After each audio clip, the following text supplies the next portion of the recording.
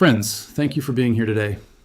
What if I told you that one of the most powerful, resource-rich geographic corridors on the face of the Earth, a waterway capable of reshaping the global balance of power, is currently sitting practically empty, ignored by the very nation that controls it?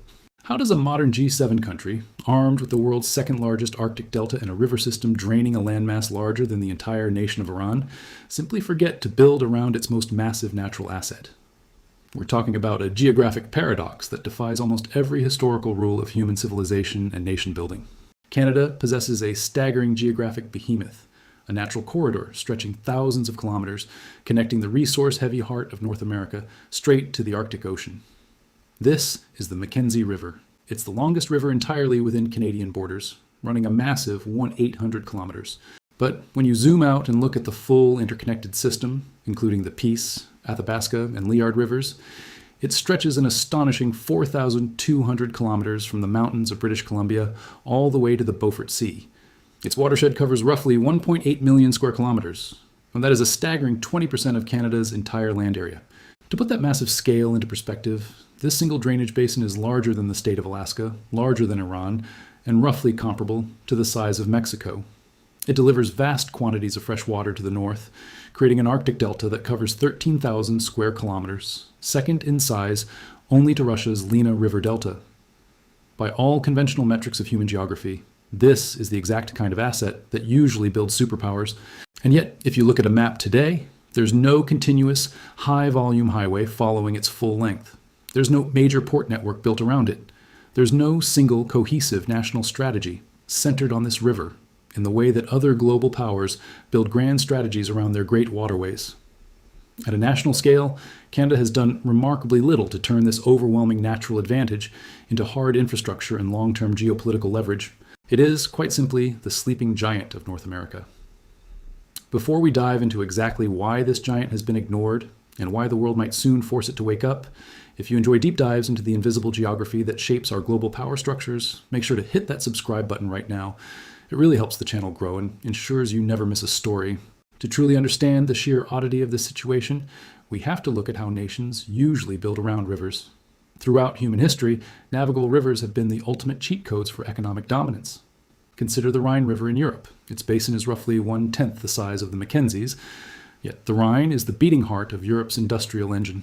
It's lined with dense cities, deep water ports, and a highly integrated network of canals that move billions of dollars of goods effortlessly. Or look closer to home at the Mississippi River system. Draining the American core, the Mississippi links the agricultural and industrial belts of the Midwest directly to warm water global trade routes via the Gulf of Mexico.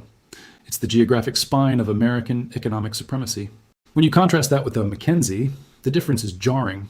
Despite its monumental scale, the Mackenzie River functions in a demographic void. Along its entire course from the Great Slave Lake to the freezing waters of the Beaufort Sea, the total population is likely under 10,000 people. Think about that for a second. That's fewer people than you'd find in a single, moderately sized neighborhood in Toronto, Chicago, or New York. The largest community on the main stem is Inuvik, home to roughly 3,200 people. Fort Simpson has around 1,200 residents. Norman Wells is home to fewer than 1,000. There are no major port cities, no deepwater Arctic gateways fed by heavy rail lines, and relatively little commercial cargo moving up and down its waters compared to what its immense scale could handle. For a river system of this magnitude, located inside one of the wealthiest developed nations on Earth, this absolute lack of development is nothing short of extraordinary. Now, it's not that Canada forgot how to build corridors. The nation simply chose to build them in the opposite direction. Roughly 75% of all Canadians live within approximately 160 kilometers of the United States border. The nation's economic core, Toronto, Montreal, Vancouver, Calgary, Edmonton, is fiercely concentrated in the south. Consequently, the national spine of highways, transcontinental railways, massive pipelines, and deep water ports was engineered on an east-west axis. It hugs the southern border to facilitate trade with the United States and to access the Atlantic and Pacific Oceans. When Canada wanted a marine corridor, it spent billions of dollars and moved mountains of earth to engineer the St. Lawrence Seaway in 1959, connecting the Great Lakes to the Atlantic Ocean, a route that now handles tens of millions of tons of cargo annually. Canada invested immense capital to build an artificial corridor to the east, but invested almost nothing, in comparable nation-building terms, to develop the natural, ready-made corridor it already possessed, pointing straight north. So the real question isn't why the Mackenzie is quiet. The real question we should be asking is, what exactly is sitting in that basin waiting to be unlocked? And why did Canada choose to leave it there? The Mackenzie isn't just a river, it's a continental-scale drainage corridor that ties together an almost unfathomable concentration of wealth. Let's talk about what's actually sitting in the ground, starting with hydrocarbons. The Peace Athabasca subbasin drains northern Alberta, which includes the Athabasca oil sands. This region holds one of the world's largest hydrocarbon reserves, widely cited at approximately 166 billion barrels of recoverable oil. Moving further north, the Mackenzie Delta itself lies atop massive, largely untapped natural gas deposits. Then there's Norman Wells, a producing oil field that has been active since the 1920s, sitting directly on the banks of the river. But it's not just about oil and gas. We need to talk about critical minerals. The Northwest Territories contain world-class deposits of gold, diamonds, and tungsten, alongside highly sought-after rare earth elements. These are the exact materials essential for high-tech manufacturing, advanced defense systems, and the global transition to green energy. And the wealth extends above the ground as well. The basin is blanketed in dense boreal forest. Rivers feeding into the system, like the Slave River, feature massive rapids and severe elevation drops. In almost any other latitude on Earth, these roaring rapids would have long ago been dammed, harnessed, and transformed into massive regional grid anchors, powering millions of homes and heavy industries. In most countries, a river that geographically integrates hydrocarbons, critical minerals, timber, and massive hydropower seamlessly becomes the undisputed backbone around which logistics, cities, and industries accumulate. Yet, for over a century, the Mackenzie remained practically untouched. Why? It all comes down to one structural, inescapable geographic reality: its outlet. The Mackenzie flows into the Arctic Ocean. For most of modern recorded history, the Arctic Ocean wasn't a highway. It was a wall. It was a frozen, impenetrable barrier at the top of the world. There were no markets waiting at the end of the Mackenzie, only endless ice. Because the destination offered no economic value, the corridor itself was deemed useless for large-scale export. However, that one crucial detail, the frozen Arctic outlet, is exactly why the story of the Mackenzie River is rapidly, aggressively changing right now. The Arctic isn't staying frozen, and when the Arctic becomes accessible, the Mackenzie stops being just a remote northern river. It transforms into one of the most vital strategic arteries on the planet. For most of the modern era, the Arctic Ocean was frozen solid for the vast majority of the year. Today, due to shifting global climates, it's rapidly transitioning into a seasonal maritime corridor and a highly contested geopolitical front line. The disappearance of Arctic sea ice is happening at a staggering pace. Back in the 1980s, the Arctic ice cap covered approximately 7 million square kilometers at its summer minimum. By the 2020s, that vital shield of ice had shrunk to approximately 4 million square kilometers. Current projections from climatologists and military strategists suggest that the Arctic could be entirely ice-free during the summer months by the 2030s or 2040s. This monumental shift in the Earth's climate has immediate, practical, and highly lucrative consequences for global trade.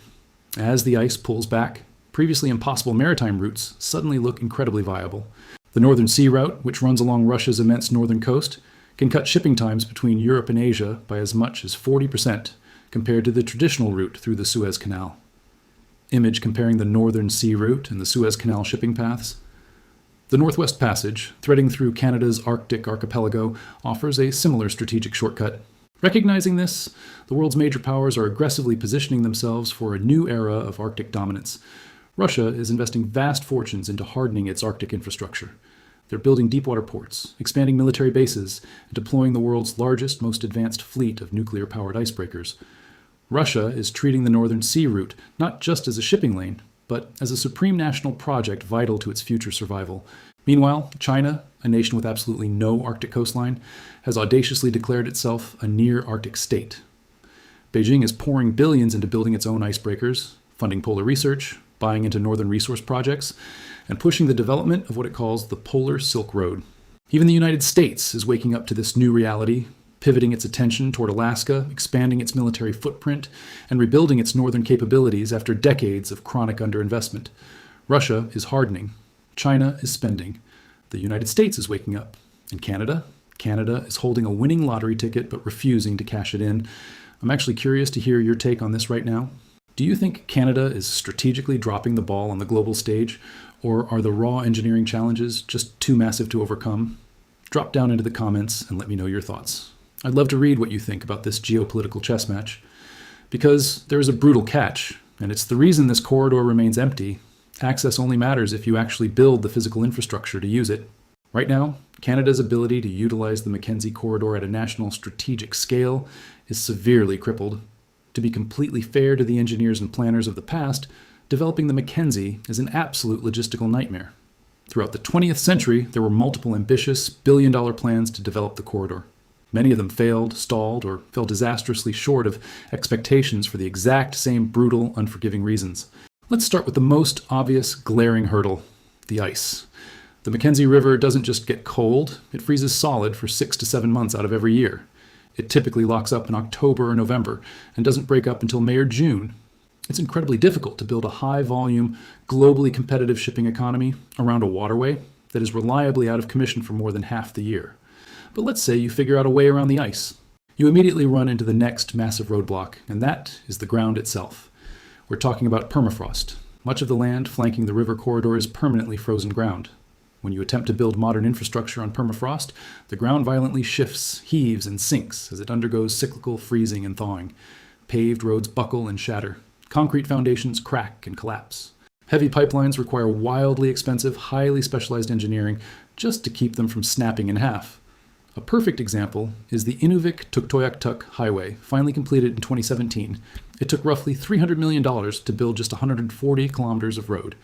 That's over $2 million per kilometer, a price tag often cited as being 10 times the cost of standard highway construction in the southern regions of the continent. Now, even if you manage to engineer your way through the ice and the shifting permafrost, you still have to face the sheer, unforgiving tyranny of distance and cost. The Mackenzie flows through some of the most isolated territory on the planet.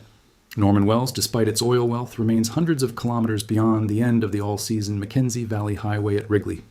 For much of the year, it relies entirely on temporary winter ice roads and incredibly expensive air links.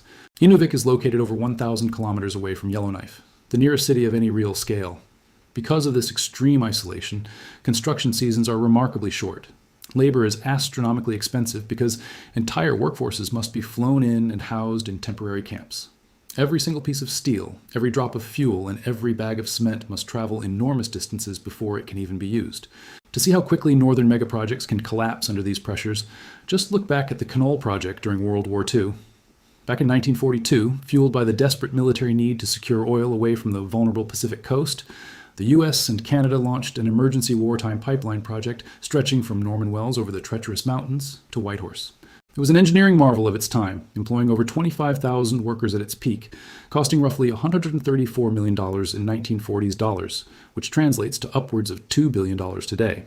The pipeline was completed in 1944, and it operated for exactly 1 year. After 12 months, the war dynamics shifted, and the government realized it was simply cheaper to ship oil by tanker down the coast than to maintain a pipeline in the freezing, remote wilderness. The project was abruptly shut down. Millions of dollars worth of equipment, trucks, and pipeline were simply abandoned in the wilderness, left to rust where they sat. And unfortunately, that cycle of ambition and failure didn't stop there. In the 1970s, the massive Mackenzie Valley Pipeline project was proposed to bring northern gas south. It triggered the famous Berger Inquiry, one of the most exhaustive social and environmental reviews in Canadian history, which ultimately recommended a 10-year moratorium. The pipeline was dead in the water. Decades later, the $16.2 billion Mackenzie gas project tried again, receiving regulatory approval in 2011. But before a shovel could hit the ground, the explosive U.S. shale gas boom completely crushed North American natural gas prices, and the project was quietly shelved in 2017. Ice, permafrost, astronomical costs, crippling distance, cheaper southern alternatives, fierce political complexity. It was a towering stack of barriers, and for 100 years, the barriers won. But if the 20th century model of brute force engineering failed, what does a 21st century Mackenzie corridor actually look like? How do we overcome these seemingly impossible barriers today? The answer isn't just pouring more concrete. It requires fundamentally changing who builds this infrastructure and how it operates. For decades, northern development was viewed through a purely extractive colonial lens. Southern politicians and massive foreign corporations coming in, pulling resources out and leaving when the boom inevitably went bust. That model is dead. A modern strategic corridor cannot be built without the absolute partnership, equity, and leadership of the indigenous peoples who have called this basin home for millennia. The Dene, the Inuvialuit, the Métis. These communities aren't just stakeholders. They are the permanent guardians of the North. When we talk about projecting Arctic sovereignty, we must realize that true sovereignty isn't just military bases or steel icebreakers. True sovereignty is a thriving, economically empowered local population. When indigenous development corporations become major equity partners in roads, deepwater ports, and clean energy grids, that infrastructure becomes incredibly resilient because it serves the people who actually live there permanently. Let's look at the broader geopolitical supply chain for a moment. Right now, the entire Western world is waking up to a terrifying strategic vulnerability, a massive over-reliance on adversarial nations for critical minerals. The lithium, cobalt, tungsten, and rare earth elements required to build electric vehicles, advanced microchips, and next-generation defense systems are heavily concentrated in global supply chains, practically controlled by Beijing. Yet, some of the most secure, high-grade deposits of these exact materials are sitting completely locked away in the Mackenzie Basin. We are quite literally sitting on the vault that could secure the technological future of the free world, but as long as it costs 10 times the global average to get those minerals out of the ground and down to a port, that vault remains locked. Building a modern Mackenzie corridor isn't just a Canadian domestic infrastructure project. It is a continental security imperative. By establishing a reliable year-round logistics spine up the river valley, Canada can offer the United States and our European allies a highly secure, uninterrupted supply of the materials necessary for the modern economy. Furthermore, we now possess the technological capability to conquer the engineering nightmares of the past. We are no longer limited to the crude methods of the 1940s or the 1970s. Today, we have access to climate-resilient engineering designed specifically for a thawing world. We're talking about massive thermosiphons that actively keep permafrost frozen beneath building foundations to prevent collapse. We are looking at modular infrastructure that can be easily repaired and adapted as the ground shifts beneath it. We have advanced satellite monitoring and AI to predict ice movements and soil degradation before a road ever buckles. And most importantly, we have the potential for decentralized, clean energy. Instead of relying on incredibly expensive, carbon-heavy diesel flown in by bush planes, a modernized Mackenzie corridor could be powered by localized small modular nuclear reactors, SMRs, advanced geothermal systems, and harnessed hydro. Unlike Russia's approach of state-mandated environmentally destructive industrialization or China's debt trap infrastructure tactics, Canada has a profound opportunity to model how democratic nations can develop extreme environments ethically and sustainably. Imagine a corridor where deepwater ports in the Beaufort Sea are connected, not by precarious winter ice roads, but by all-weather, sensor-equipped smart highways owned in partnership with First Nations. Imagine a logistics spine that doesn't just blindly export raw critical minerals, but actually processes them using clean northern power before they ever head south. This isn't science fiction. It is entirely within the economic and engineering capacity of a G7 nation. We're left with a very uncomfortable truth. Canada has been gifted by nature with a corridor that almost any other nation on Earth would gladly go to war to control. A massive, resource-rich pipeline pointing directly at the most rapidly changing, newly accessible ocean on the globe. But without the deep-water ports, the all-season highways, the expanded airfields, and the sustained, unapologetic investment required to tame the geography, the Mackenzie remains exactly what it has always been, an astonishing geographic advantage that has never been converted into actual power. Every historical attempt to conquer the Mackenzie River has failed because those failures were measured against the economics of a world that no longer exists. The calculation today is totally different. The Mackenzie River drains 1/5 of the second largest country on Earth. It creates a massive delta on the edge of a new global trade route.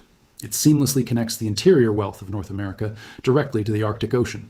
The question before us today is no longer whether Canada possesses an Arctic corridor. The geography is undeniable. The real question, the one that will define the geopolitical map of North America for the next century, is whether Canada will finally wake up and decide to use it. Should a nation invest the billions required to forge the Mackenzie into the strategic backbone of the North, or will it continue to treat a 4,000-kilometer giant like it's simply too far away to matter? The ice is melting, the ships are coming, and the sleeping giant is waiting. If this video changed how you see Canada's Arctic strategy, or if you just love learning about the invisible forces shaping our world, please hit that like button and subscribe to the channel so you don't miss our next deep dive. And before you go, drop your final thoughts in the comments below. What should Canada do with the Mackenzie River? Let's get a debate going. Thanks so much for watching, and I'll see you in the next one.